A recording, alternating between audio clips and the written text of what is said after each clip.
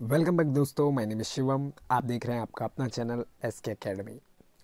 आज इस video lecture में हम रिकॉर्ड करेंगे एक नए चैप्टर को, जिसमें हम जानेंगे दक्षिण एशिया के बारे में। समकालीन दक्षिण एशिया के नाम से 12th क्लास के बच्चों की पॉलिटिकल साइंस में ये चैप्टर शामिल है।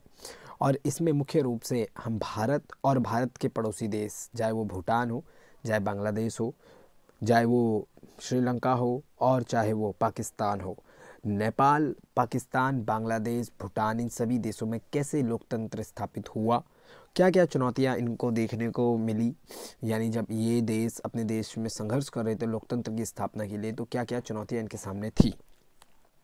इन सभी को डीप में जानेंगे और शुरुआत करेंगे। ये चैप्टर 5th चैप्टर है 12th क्लास के बच्चों के लिए, और ख़ास करके जो सेकेंड टर्म होने वाले हैं 12th क्लास के 2021-22 में, उन बच्चों के लिए इम्पोर्टेंट चैप्टर में से एक है, जिसका नाम है समकालीन दक्षिण एशिया। चैप्टर की शुरुआत करते हैं डायरेक्ट। ऑलरेडी मैंने इसके ऊपर एक वीडियो बना दी है जिसमें हमने बात की हुई है संबंधों की। हमने मालदीव भारत के संबंधों के बारे में जाना, श्रीलंका भारत के संबंधों के बारे में जाना, और साथ ही साथ हमने जाना कि कैसे भारत और नेपाल के बीच में विवाद है, और इनके समझौतों के बारे में भी वीडियो बना दी है। जिस बच्चे ने वीडियो नहीं देखी है वो जाइए, ठीक इससे पहले जो वीडियो बनी हुई है चैनल पे, वही इससे संबंधित वीडियो है। आज हम शुरुआत करेंगे इस चैप्टर की ऑफिशियली। देखिए बच्चों, ऑफिशियली का मतलब यहाँ पर यह है कि हम इस चैप्टर को एकदम स्टार्टिंग से समझेंगे। हर एक बच्चे को समझाने की कोशिश करूँगा कि क्या है ये चैप्टर, क्यों है, और किस बिहा पर हमारे को क्या सीखने को मिलेगा। इसमें हम मुख्य रूप से जो शुरुआती बातें समझेंगे वो ये समझेंगे कि भारत के पड़ोसी देश, खास करके जिन्हें दक्षिण एशिया बोला जाता है। देखो, राजनीतिज्ञ द्वारा विश्व के एशिया के, खास करके महाद्वीप में जो विश्व का मानचित्र है उसमें जो एशिया वाला महाद्वीप है, इसके देशों को ना, बांग्लादेश हो गया जिसमें भूटान, आपका मालदीव, श्रीलंका, पाकिस्तान जैसे देश हो गए, इन्हें समकालीन दक्षिण एशिया कहा जाता है जनरली, ठीक है ना। और इन्हीं में किस तरह से लोकतंत्र स्थापित हुआ, क्या क्या संघर्ष देखने को मिला, क्या शुरुआत में, जैसे भारत का इतिहास अगर हम थोड़ा सा खंगाले बैक की तरफ जाएं तो आप सबको पता ही है भारत का इतिहास कैसा था। अगर हम थोड़ा सा पास्ट में जाएं तो कहाँ मुगल साम्राज्य, उसके बाद ईस्ट इंडिया कंपनी, उसके बाद तब जाके हमारे देश में लोकतंत्र कायम हुआ। अब ये इतना आसान नहीं था। गांधी जी 1916 से आए और उन्होंने कई सारे आंदोलन किए, ठीक है ना। असहयोग आंदोलन, सत्याग्रह आंदोलन, भारत छोड़ो आंदोलन, बहुत सारे आंदोलन करने के बाद फाइनली हमारे को 1947 में आज़ादी प्राप्त हुई। और यही कहीं ना कहीं, जैसे हमारे देश में लोकतंत्र स्थापना के लिए एक संघर्ष था, और यहाँ तक कि हमने अपने देश की आज़ादी, अपने देश के बंटवारे यानी पाकिस्तान को अलग कर कर कहीं ना कहीं अपने देश की आज़ादी करवाई थी। तो ये जो संघर्ष होता है ना, इन्हीं संघर्ष के बारे में हम जानेंगे। ऐसे ही पाकिस्तान में किस तरह से संघर्ष हुआ, इस वीडियो में हम लाइन टू लाइन यानी वीडियो टू वीडियो समझेंगे। तो सबसे पहले हम बात करते हैं दक्षिण एशिया किसे बोलते हैं। देखिए भाई, सिंपल सी बात है। मुख्य ये शब्द राजनीतिज्ञों द्वारा, जो पॉलिटिशियंस होते हैं, खास करके कौन, जो दूरदर्शी सोच रखते हैं। राजनीतिज्ञ का मतलब ये नहीं है, पॉलिटिशियन का मतलब जो राजनीति में खड़े होते हैं, तो जो दूर की सोच रखते हैं, यानी जिनको बहुत अच्छी जानकारी है राजनीति की, उनके द्वारा विश्व में, जो विश्व का जो एशिया महाद्वीप है, उसके देशों जैसे भारत हो गया, उसमें बांग्लादेश, भूटान, मालदीव, श्रीलंका, पाकिस्तान, ये सारे देश जो है ना, ये सारे देश, इस शब्द की उत्पत्ति की गई है, यानी इन्हीं देशों के लिए दक्षिण एशिया शब्द का जिक्र किया जाता है। विश्व का यह हिस्सा हर तरह से विभिन्नताओं से भरा हुआ है। अब आप देख ही सकते हैं कि विश्व में भारत ही एकमात्र ऐसा देश है जहाँ पर इतने सारे धर्म, इतनी सारी जातियाँ, इतने सारे संप्रदाय, उनकी संस्कृति एक साथ रहते हैं। विश्व का यह हिस्सा हर तरह से विभिन्नताओं से भरा हुआ है। इस क्षेत्र से ज़्यादातर देशों द्वारा लोकतंत्र को समर्थन मिला हुआ है। आज हमको पता ही है कि लोकतंत्र को कहीं ना कहीं सपोर्ट मिला हुआ है, विश्व के ज़्यादातर हिस्सों में लोकतंत्र से सपोर्ट मिला हुआ है। इस क्षेत्र में ज़्यादातर देश द्वारा लोकतंत्र को समर्थन मिला हुआ है। हर व्यक्ति द्वारा लोकतंत्र को समर्थन किया जाता है, जिससे लोकतंत्र का सकारात्मक रूप देखने को मिलता है। हमारे पड़ोसी देश, चाहे वो पाकिस्तान ही क्यों ना हो, हालांकि उसमें माना जाता है कि सैनिक शासन होता है, बेसिकली सैनिक वहाँ के पूरे सत्ता को चलाते हैं, लेकिन ऐसा नहीं है। वहाँ पर भी चुनाव होता है, ठीक है। बांग्लादेश हो गया आपका, बांग्लादेश अपने आप में एक सेकुलर कंट्री है, जो कि अपने आप को है तो मुस्लिम बहुल आबादी वाला देश, लेकिन फिर भी वो अपने आप को एक सेकुलर देश मानता है। तो ये बात तो हमारे को अब पता लग गई दक्षिण एशिया होता गया है बच्चे। आज हम इसी लेक्चर में आगे बात करेंगे सबसे पहले नेपाल की। नेपाल एक ऐसा देश जो हमारा पड़ोसी ही नहीं, इसके अंदर कहीं ना कहीं हिंदू संस्कृति का भी बोलबाला देखने को मिलता है। नेपाल एक ऐसा देश जो कि आज तक किसी का गुलाम नहीं हुआ। साथ ही साथ नेपाल के बारे में ये भी माना जाता है कि नेपाल सबसे शांत देशों में से एक है। आज हम इसी के बारे में चर्चा करते हैं। तो सबसे पहले जानते हैं कि नेपाल में लोकतंत्र किस तरह से स्थापित हुआ। तो चलिए शुरू करते हैं। नेपाल में लोकतंत्र के बारे में बताते हुए इसके सामने आने वाली चुनौतियों को भी बताइए। कई बार क्वेश्चन इस तरह से भी आता है आपके लिए कि नेपाल में जो नेपाल के लोकतांत्रिक स्वरूप, इसके बारे में बताना है, वर्णन करते हुए इसके समस्त जो समक्ष चुनौतियों को भी बताना है। तो जरा जानते हैं इसके बारे में। नेपाल भारत का एक पड़ोसी देश है जिसकी सीमा भारत के साथ लगती है। मैप में देख लीजिए आपकी स्क्रीन के सामने कि नेपाल और भारत, कोई मुश्किल से ही जो वीडियो देख रहा है वो बच्चा ये बोलेगा कि नेपाल हमें नहीं पता कहाँ है। हर कोई जानता है नेपाल। यह एक हिंदू राष्ट्र भी है। याद रखना बच्चे, नेपाल में नेपालीज वैसे बहुत ज़्यादा है, लेकिन ज़्यादातर जो कल्चर है वो कहीं ना कहीं मिलता है हिंदुओं का और नेपालीज का। जहाँ प्राचीन काल में राजशाही का बोलबाला था। ये बात जरूर जानने वाली है कि नेपाल शुरुआत से ही ना राजाओं की नगरी रहा है, जहाँ पर राजाओं का बड़ा दबदबा रहा है, देखने को मिला है। लेकिन वर्तमान में नेपाल एक लोकतांत्रिक देश के रूप में उभरता हुआ राष्ट्र है, जिसकी लोकतांत्रिक संरचना इस प्रकार से झलकती है। यानी ये तो हमारे को पता ही है कि नेपाल में क्या क्या नहीं था, ज़्यादातर राजतंत्र ही रहा है। शुरुआत से ही राजाओं ने अपना जो है वो एक दबदबा स्थापित किया, अपनी एक पहचान बनाई, ठीक है ना। लेकिन कहीं ना कहीं समय के साथ साथ चीज़ें में बदलाव भी होना आवश्यक है। इसीलिए ये जो राजतंत्र की विचारधारा थी, इसका विरोध होते हुए आज पूरी दुनिया में ज़्यादातर देश लोकतंत्र की स्थापना को सही मानते हैं। किसके मुकाबले? राजतंत्र या तानाशाही जैसे और भी शासनों के मुकाबले। तो देखिए, थोड़ा सा इतिहास जानते हैं नेपाल में कि राजतंत्र का क्या था। तो सबसे पहला, नेपाल में राजतंत्र। शुरुआत में नेपाल में राजतंत्र का बोलबाला था, जहां नरेश महेंद्रा ने 1955 से 1972 तक अपना अधिकार नेपाल में बनाए रखा। लेकिन बाद में जनता द्वारा इस राजतंत्र शासन का विरोध किया गया। आपको पता ही है, राजा कभी भी, बहुत कम ऐसे राजा होते हैं जो कि अपनी प्रजा के बारे में सोचते हैं। नेपाल में जो अगर हम बात करें, नरेश महेंद्रा जो थे, इनका जो शासनकाल था वो 1955 से 72 रहा। ज़्यादातर अगर हम बात करें तो इन्होंने अपना जो अधिकार वो यहाँ बनाए रखा। लेकिन एक समय वो भी आया जब जनता ने इनका विरोध किया, और जब जनता ने विरोध किया तो आपको पता ही है, एक देश में जनता ही सब कुछ होती है। तो जनता के विरोध करने पर तो बड़े बड़े, चाहे वो रूस की क्रांति हमने पढ़ी हो 1917 में हुई हो, चाहे फ्रांस की क्रांति हो 1789 में, हम सबको पता है जब जब जनता ने अपनी आवाज़ राजा और शासन के खिलाफ उठाई है, तब तब सत्ता से उखाड़ फेंका है राजाओं को। नेपाल में वापस बात करते हैं तो महेंद्रा के बाद 1970 से 2000 का दौर नेपाल में कैसा रहा। इस बीच नेपाल में लोकतंत्र कायम रहा। लोकतंत्र को बढ़ावा हुआ राजतंत्र के विरोध में नेपाल में जनता द्वारा बड़े स्तर पर जन आंदोलन किए गए। इन आंदोलनों में छात्रों, डॉक्टरों, अध्यापकों, सभी लोगों ने राजतंत्रीय शासन का विरोध किया। वह इसके फलस्वरूप जनता की लोकतंत्र की मांग को स्वीकार कर लिया गया। जब बहुत ही ज़्यादा स्केल, बड़े लार्ज स्केल पर वहाँ की जनता द्वारा वहाँ पर जो राजतंत्र था उसके खिलाफ एक सुर में आवाज़ बुलंद की गई, तो वहाँ की जो राजतंत्रशाही प्रणाली थी उसे ना चाहकर भी वहाँ पर लोकतंत्र का स्थापित करना पड़ा, और इसी प्रकार से लोकतंत्र की मांग को स्वीकार कर लिया गया और लोकतंत्र की स्थापना हुई। लेकिन कुछ ही समय के बाद लोकतंत्र को ख़त्म करके राजा वीरेंद्र ने दोबारा राजतंत्र कायम कर लिया। पहले राजा महेंद्र थे, फिर राजा वीरेंद्र थे। यानी अगर हम बात करें 1955 से 1972 तक का जो दौर था वो राजतंत्र था नेपाल में, जहाँ पर राजा महेंद्र ने अपना शासन किया। लेकिन जनता के विरोध के बावजूद 1970 से 2000 के बीच में वहाँ लोकतंत्र जरूर स्थापित हुआ, लेकिन एक बार फिर से वहाँ पर राजा वीरेंद्र ने लोकतंत्र को खात्मा कर कहीं ना कहीं वहाँ पर वापस राजतंत्र की स्थापना कर दी। 2001 से 2005 का क्या दौर था? वहाँ पर राजतंत्र प्रणाली का पुनः दौर रहा। इस समय के दौरान माओवादियों ने राजाओं व सत्ताधारी के खिलाफ विद्रोह छेड़ दिया, जिससे राजा व माओवादियों के बीच विद्रोह छिड़ गया, जिससे सन 2002 में राजा ने संसद भंग कर दिया व लोकतंत्र समाप्त हुआ, राजतंत्र कायम हो गया।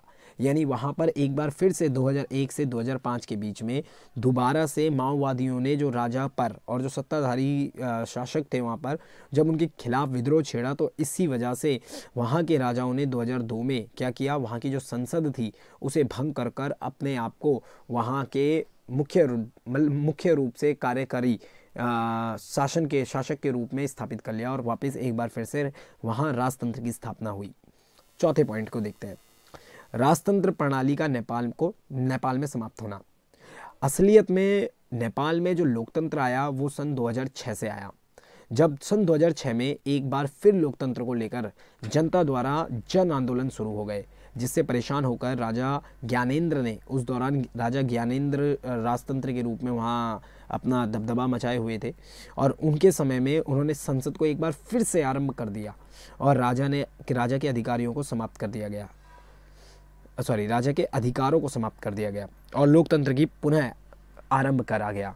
और प्रथम प्रधानमंत्री के रूप में गिरिराज प्रसाद कोइराला, आपके स्क्रीन के सामने आप इनको देख लीजिए, ये थे नेपाल के प्रथम प्रधानमंत्री और इन्होंने शपथ ली वहाँ पर पहले प्रधानमंत्री के रूप में।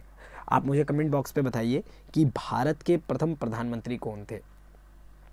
और इस प्रकार सन 2006 में 1955 से लेकर संघर्ष, ये तो 1955 तो हमने फिर भी बहुत करीब से पढ़ा, उससे पहले भी वहाँ पर राजतंत्र का ही बोलबाला था। और ऐसे ऐसे 1955 फिर चाहे महेंद्र हो, राजा महेंद्र हो, फिर राजा कोई भी हो, ज्ञानेंद्र हो, अंत थे राजा ज्ञानेंद्री, और इन्हों की वजह से ही फिर बीच में राजा वीरेंद्र हो सन 2000 में, और फिर ज्ञानेंद्र के दौरान अंत में 2006 में वहाँ पर लोकतंत्र की स्थापना की गई और राजाओं के जो ज्ञानेंद्र थे उनके सारे अधिकारों को समाप्त कर दिया गया। और गिरिजा प्रसाद कोइराला पहले मुख्यमंत्री के रूप में उन्होंने नेपाल के डेमोक्रेटेड यानी लोकतांत्रिक देश के रूप में शपथ ली, लोकतांत्रिक नेता के रूप में, प्रधानमंत्री के रूप में वहाँ पर शपथ ली। नेपाल में लोकतंत्र का कायम होना।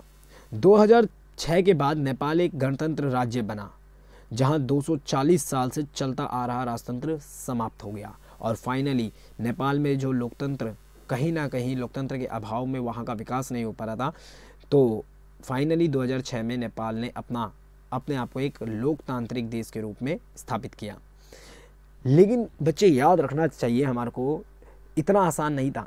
200 साल से भी ज़्यादा लोकतंत्र की स्थापना के लिए संघर्ष करना कितना ज़्यादा दुखदायी और कितना ज़्यादा पीड़ाजनक रहा होगा। तो इसीलिए आज हम थोड़ा सा जानते हैं कि नेपाल के समक्ष लोकतंत्र के लेकर क्या चुनौतियां हैं वर्तमान में। ऐसा तो है नहीं कि हर देश में एक ही विचारधारा को 100% वहाँ की जनसंख्या क्या करे, अपनाए या अपनी स्वीकृति दे। नेपाल में कुछ लोग ऐसे हैं जैसे माओवादी, कुछ है उग्रवादी, कुछ है राजतंत्रवादी। तो इसी वजह से कहीं ना कहीं समय समय पर नेपाल में जो ये लोकतंत्र स्थापित हुआ है ना, इसको कहीं ना कहीं चुनौतियों का सामना भी करना पड़ता है। जरा जानते हैं कौन सी चुनौतियां नेपाल के लोकतंत्र के सामने मौजूद हैं। नेपाल का एक हिस्सा लोकतंत्र को गलत मानते हुए अपनी परंपराओं के हिसाब से राजतंत्र को सही मानता है। देखिए, हर किसी की अपनी सोच है। अगर मैं गुंडा हूँ और मैंने हमेशा गुंडा और धमका के ही लोगों को क्या किया है, अपने कंट्रोल में किया है, लेकिन कानून के आने के बाद, लॉ एंड ऑर्डर के बाद, अगर कानून मेरे को चेतावनी दे कि अगर तुमने गुंडा राज किया तो आपको सज़ा हो जाएगी, तो कहीं ना कहीं मेरे को इनसिक्योरिटी फील होगी। मेरे को वही मज़ा आता था गुंडागर्दी कर कर, मैं क्योंकि मैं अपने आप को सोचता था कि मैं बहादुर हूँ, मैं गुंडा राज कर कर क्या कर दूंगा, इन पर दबाव बनाया जा सकता है। लेकिन जब मेरे से भी बड़ा आ गया कोई और मेरे को चेतावनी दे दी, तो उसके बाद मेरे को ना उसका वो जो फरमान है कि अगर गुंडाई करी तो तुम्हारे को क्या होगी, जेल होगी, तो इससे मेरे को क्या होगा, प्रभाव पड़ेगा मेरे ऊपर, क्योंकि मेरे लिए तो गुंडाई बहुत अच्छी थी ना, दूसरों के लिए वो ख़राब हो। तो कहीं ना कहीं यही वो बात थी। नेपाल में ज़्यादातर हिस्से राजतंत्र से परेशान थे, लेकिन जो राजतंत्र में खुश थी, जो अमीर जनता थी, खास करके राजा के सपोर्टर, वो तो चाहते थे कि लोकतंत्र गलत आया, यहाँ पर क्या होना चाहिए, वापस राजतंत्र क्या आना चाहिए। कुछ लोग ऐसे भी थे, और यही जो विचारधारा ना इस समय समय पर लोकतंत्र के सामने एक चुनौती है नेपाल के। दूसरा पॉइंट है, नेपाल में माओवादियों व उग्रवादी द्वारा लोकतंत्र को ख़त्म करने के लिए हिंसात्मक घटनाओं की जाती है।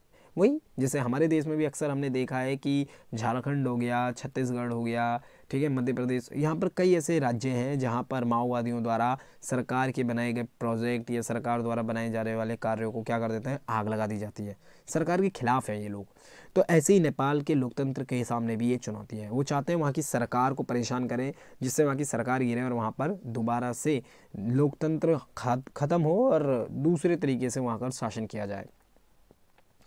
नेपाल में कुछ लोग लोकतंत्र का विरोध करते हैं, वह राजतंत्र के समर्थन में भी है।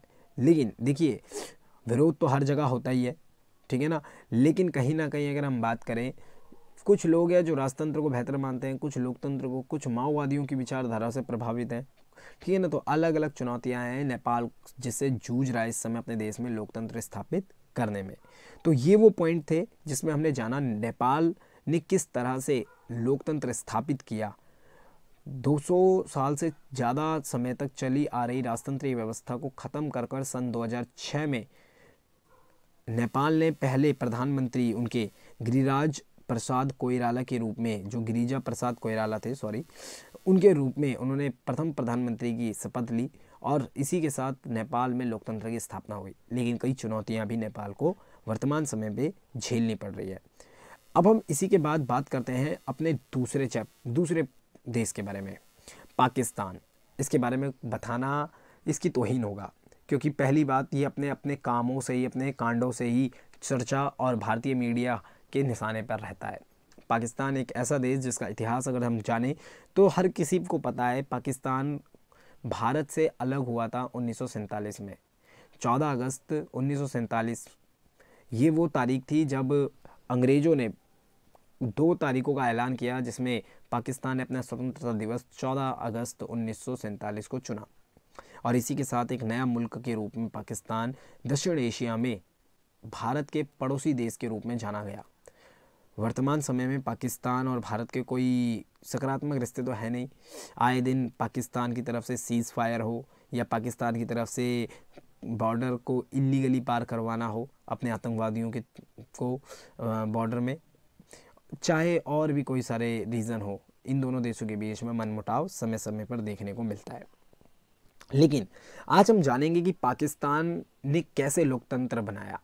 ज़्यादातर बच्चे कंफ्यूज होंगे कि पाकिस्तान भी एक लोकतांत्रिक देश है, तो यस, पाकिस्तान एक लोकतांत्रिक देश है और वर्तमान में पाकिस्तान के जो प्रधानमंत्री है वो इमरान खान है। ये वही इमरान खान है जिसने पाकिस्तान की क्रिकेट टीम के बहुत बेहतरीन खिलाड़ी भी रहे हैं और इनके ही कैप्टनसी में पाकिस्तान ने वर्ल्ड कप भी जीता था क्रिकेट में। जरा जानते हैं पाकिस्तान के बारे में और वहाँ पर लोकतांत्रिक स्वरूप के बारे में। देखिए, पाकिस्तान में ना ज़्यादातर वैसे ही समझ लीजिए जाना जाता है कि पाकिस्तान में ना शुरुआत से सैनिक तख्तापलट का बहुत ज़्यादा दबाव रहा है। वहाँ की सरकार पर ज़्यादातर नियंत्रण वहाँ की सेना का रहा है।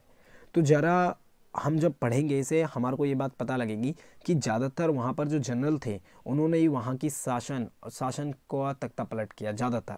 ज़रा जानते हैं किताबी भाषा में। पाकिस्तान के बारे में बताते हुए इसके लोकतांत्रिक स्वरूप को बताइए। जरा जानते हैं बच्चों क्या क्या है, या फिर क्वेश्चन बनता है कई बार, पाकिस्तान की लोकतांत्रिक प्रणाली की व्याख्या करते हुए इसके सामने आने वाली चुनौतियों क्यों भी स्पष्ट कीजिए। पाकिस्तान की उत्पत्ति सन 1947 में भारत से अलग होकर एक नए राष्ट्र के रूप में ब्रिटिश शासन की समाप्ति के बाद हुई। शुरुआती सालों में लोकतंत्र के प्रति पाकिस्तान में गहरी आस्था थी, लेकिन लोकतंत्र की प्रक्रिया में उतार चढ़ाव भी देखने को मिले हैं। ये बात सही है कि भारत से अलग होने के बाद जो मोहम्मद अली जिन्ना थे उनके नेतृत्व में पाकिस्तान का जो भविष्य था वो निर्धारित हुआ और शुरुआत में बहुत अच्छे तरीके से वहाँ के लोग भी लोकतंत्र को स्थापित और लोकतंत्र की स्थापना वहाँ चाहते थे। लेकिन समय के साथ साथ वहाँ पर कुछ ऐसी घटनाएं हुई जिससे ये बात साफ पता लगी कि वहाँ पर लोकतंत्र स्थापित करना इतना भी आसान नहीं था। क्या क्या चुनौती आई जरा जानते हैं। सबसे पहला, जनरल आयूब खान का दौर 1947। आपकी स्क्रीन के सामने यही वो व्यक्ति है जिनका नाम है जनरल आयूब खान। सन 1947 में पाकिस्तान में संविधान बनने के बाद सत्ता की बागडोर जनरल आयूब खान के हाथ में दी गई, लेकिन इस सैनिक सत्ता के खिलाफ जनता विरोध में आ गई। जिससे जनरल को अपना पद छोड़ना पड़ा व लोकतंत्र को बढ़ावा मिला। जनरल आयूब खान का दौर कुछ इस प्रकार से था, जब पाकिस्तान में वहाँ की कानून या और संविधान का निर्माण हुआ, उसके बाद वहाँ पर जो शासन की बागडोर थी वो जनरल आयूब खान के हाथ में थी।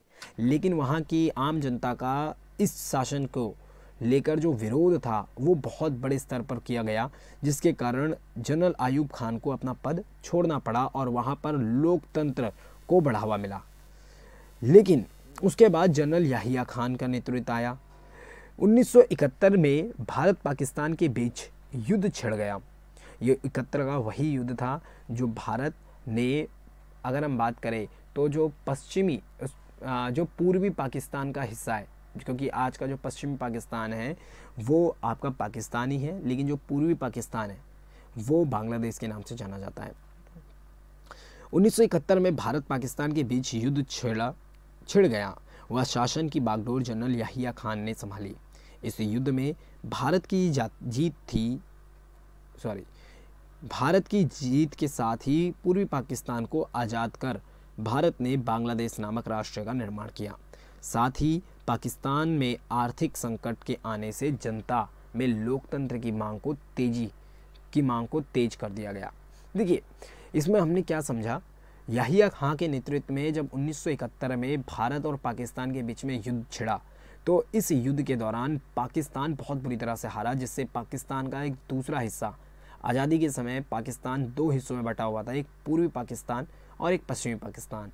पश्चिमी पाकिस्तान आज के वर्तमान का पाकिस्तान है, जबकि वो पूर्वी पाकिस्तान था वो आज बांग्लादेश के नाम से जाना जाता है, जिसे 1971 में भारत सरकार ने युद्ध लड़कर छीन लिया गया और उसे एक अलग राष्ट्र के रूप में स्थापित किया, जिसका नाम वर्तमान में बांग्लादेश है। तो 1971 में यही युद्ध हुआ, जिसके कारण पाकिस्तान में वहाँ की सैनिक सत्ता के खिलाफ एक बार फिर से जनता खिलाफ हो गई और लोकतंत्र की मांग वहाँ पर तेजी से बढ़ने लग गई। लेकिन एक समय वो भी आया जब जुल्फ़िकार अली का नेतृत्व था। उनके, ये ज़्यादातर याद रखना, वहाँ के जनरल थे। आपकी स्क्रीन के सामने जुल्फ़िकार अली दिख रहे होंगे, ये वही थे जिनका नेतृत्व 1900, अगर हम बात करें 70 से 80 के दौर में रहा। सन 1971 से 77 के बीच एक लोकतांत्रिक सरकार पाकिस्तान में गठित हुई। देखिए, ये 71 से 70 से 80 का दौर नहीं था, यहाँ पर लोकतांत्रिक स्वरूप था। इस सरकार को जुल्फ़िकार अली के नेतृत्व किया, लेकिन 1977 में सैनिक तख्ता पलट कर दिया गया और 1982 में दोबारा लोकतंत्र की स्थापना हुई। तो पाकिस्तान में जनता के दबाव के कारण जुल्फ़िकार अली के नेतृत्व में लोकतंत्र की बहाली जरूर की गई, लेकिन 77 तक वहाँ पर एक बार फिर से सैनिक तख्ता पलट हुआ, जिसे 82 तक आते आते यानी 1982 तक आते आते दोबारा लोकतंत्र वहाँ पर स्थापित करने की कोशिश की गई। बनर्जी भुट्टो का नेतृत्व, पाकिस्तान में जो बनर्जी भुट्टो थी उनके नेतृत्व में पाकिस्तान किस दौर से गुजरा।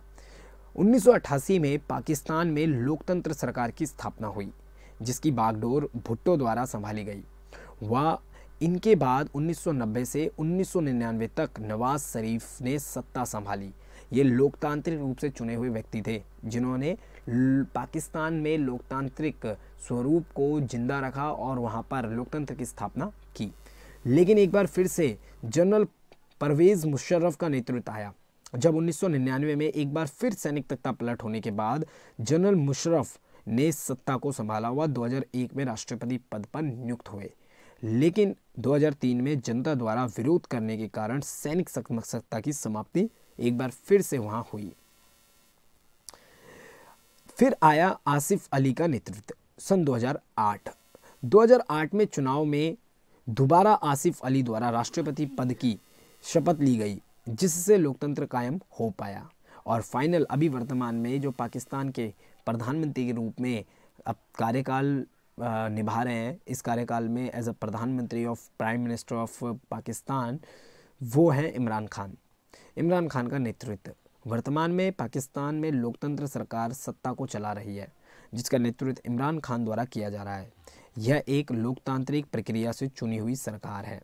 तो देखिए, हमने जाना कि किस तरह से ज़्यादातर वहाँ पर सैनिक तख्ता पलट होने के कारण शुरुआत से ही, जब से पाकिस्तान अलग हुआ भारत से 1947 से और अब तक, वहाँ पर समय समय पर सैनिकों ने सैनिकों के तख्ता पलट होने से वहाँ पर जो लोकतंत्र की बहाली है उसको स्थापित करने में पूरी तरह से कहीं ना कहीं वहाँ की जो सरकार है और वहाँ के लोग हैं उनको आज भी एक चुनौती के रूप में देखते हैं। वहाँ पर सैनिकों का जो तख्ता पलट है वो एक आम बात है, जिसके कारण वहाँ पर जो लोकतंत्र की स्थापना है वो कहीं ना कहीं नहीं हो पाती है। ठीक है, तो ये तो हमने जाना कि किस तरह से वहाँ पर आज़ादी के बाद से अब तक लोकतंत्र का किस तरह से स्थापना हुई। अब हम ये जानते हैं कि पाकिस्तान में लोकतंत्र के सामने चुनौतियाँ क्या हैं। तो इसे हम पॉइंट टू पॉइंट समझे उससे पहले मैं आपको कुछ बेसिक बातें बता देता हूँ। देखिए बच्चों, सबसे पहले तो पाकिस्तान में सबसे ज़्यादा आतंकवाद है, तो सबसे पहली चुनौती तो वहाँ के जो लोकतंत्र को देती है, क्योंकि जहाँ आतंकवाद होगा वहाँ लोकतंत्र कभी स्थापित नहीं हो सकता। तो सबसे पहली जो चुनौती आती है पाकिस्तान में लोकतंत्र के लिए, जो खतरा या चुनौती है वो क्या है। पाकिस्तान में सैनिक शासन का दबदबा इसके लोकतंत्र के लिए खतरा है। सबसे पहली बात तो वहाँ पर जिस तरह से अभी तक हमने वहाँ की लोकतंत्र की स्थापना के समक्ष आने वाले जो चुनौतियाँ थी वो देखी, इससे साफ जाहिर होता है कि पाकिस्तान में जो सैनिक शासन है उसका दबदबा इतना है जिससे लोकतंत्र को सबसे बड़ी चुनौती वहीं मिल जाती है। दूसरा, सत्ता को लेकर पाकिस्तान में दलों के बीच आपसी मनमुटाव है जो लोकतंत्र की संरचना को कमज़ोर करता है। देख लीजिए कि वहाँ की जो सत्ता है वहाँ पर कहीं ना कहीं पाकिस्तान में जो अलग अलग पार्टियाँ हैं उनके बीच में ना बहुत मनमुटाव है। इतना मनमुटाव है कि वो एक दूसरे की सरकार, वहाँ लोकतंत्र के लिए नहीं, सत्ता में आने के लिए एक दूसरे की सरकार को गिराने तक क्या हो जाते हैं, उतारू हो जाते हैं, जिसके कारण कहीं ना कहीं वहाँ पर विपक्ष अपनी बखूबी भूमिका नहीं निभाता है, जिससे वहाँ पर लोकतंत्र को एक चुनौती मिलती है और लोकतंत्र एक खतरे के रूप में वहाँ देखा जाता है, मतलब लोकतंत्र को वहाँ खतरा दिखता है। तीसरा, यहाँ पर अनेकों कट्टरपंथी नेता हैं जो लोकतंत्र के विरोध में समय समय पर आवाज़ उठाते हैं। हम बताने की ज़रूरत नहीं है, एक से एक ऐसे क्रिमिनल हैं, ऐसे अपराधी हैं जो पाकिस्तान में खुला घूमते हैं, जिन्हें ब्लैक लिस्टेड किया गया है और ब्राउन लिस्ट में डाला गया है बड़ी बड़ी संस्थाओं द्वारा।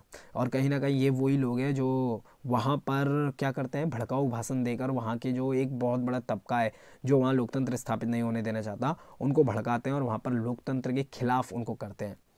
साथ ही साथ आतंकवादी गतिविधियों का भारी पैमाने पर होना इसकी लोकतंत्र संरचना के लिए खतरा है। और यूरोपीय देशों द्वारा पाकिस्तानी सैनिक शासन को बढ़ावा देना। देखो कहीं ना कहीं जो पाकिस्तान में सैनिक तख्ता पलट होता है ना, उसमें एक बहुत बड़ा हाथ इंटरनेशनली है, यूरोप के देशों का है। वो नहीं चाहते हैं कि यहाँ पर क्या हो, वह यहाँ पर लोकतंत्र की बहाली हो, जिसके कारण इस दक्षिण एशिया के हिस्से में क्या हो, लोगों की तरक्की हो और साथ ही साथ ये देश भी अपनी तरक्की कर पाए। और यही कारण है जो आज पाकिस्तान में लोकतंत्र मौजूद होने के बावजूद भी इसके सामने बहुत सारी चुनौतियां वर्तमान में बनी हुई है। तो बच्चों, आज की इस वीडियो में जो कि सेकंड पार्ट है इस चैप्टर का, हमने पाकिस्तान और नेपाल के बारे में जाना, इनके लोकतंत्र किस तरह से स्थापित हुए ये भी समझा और साथ ही साथ क्या वर्तमान में लोकतांत्रिक स्वरूप के सामने चुनौतियाँ हैं ये भी समझा। होप सो आपको वीडियो पसंद आई होगी। आपको वीडियो पसंद आई तो लाइक कीजिए, कमेंट कीजिए और साथ ही साथ देखते रहिए आपका अपना चैनल SK अकेडमी।